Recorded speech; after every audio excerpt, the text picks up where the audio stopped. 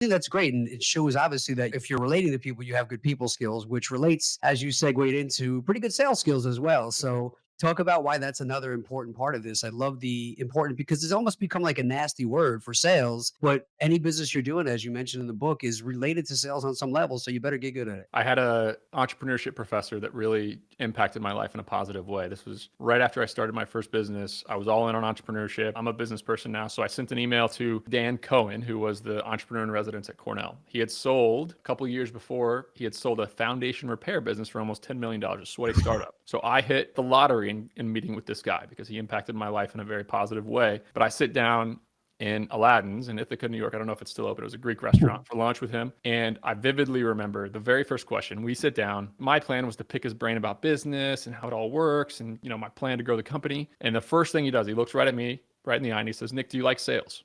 Would you consider yourself a good salesperson?" And I'm like, "Oh boy.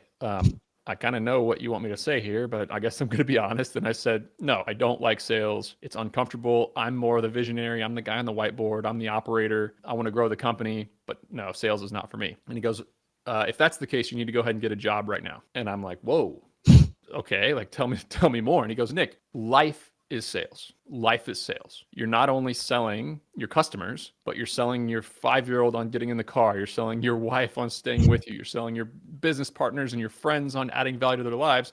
But life as an entrepreneur is 100x that." Because Nick, every single interaction that you have as an entrepreneur is a sales interaction. You're trying to convince people to bet on you with their career when you don't have a business. Your first employee, how crazy is it that that first employee is going to trust Nick Huber, who has no employees in a startup, with their paycheck? Okay. What about your vendors? You're going to go to Boston, you're going to rent a 30,000 square foot warehouse. How are you going to get them to trust you? You're 22 years old. You don't have any money. How are you going to make them believe that you can pay the rent?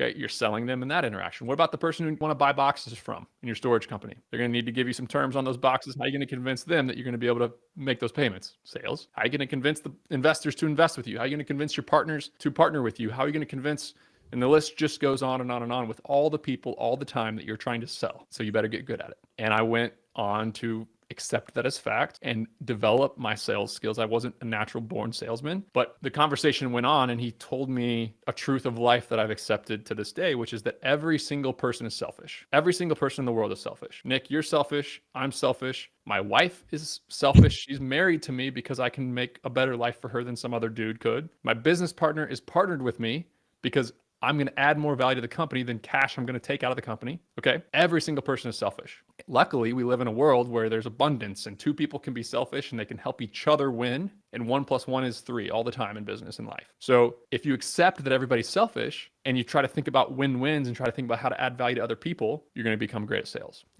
That's something that hopefully folks can relate to.